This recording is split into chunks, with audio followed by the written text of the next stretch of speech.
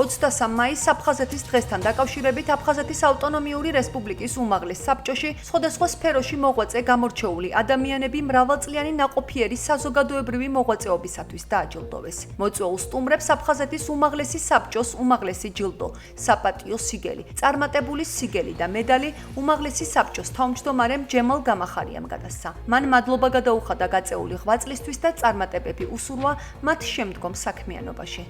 ამ დღეს ყველას ულოცავ სრულიად საქართველოს და უსურვებ გამთლიანებას ჩვენი ქვეყნის.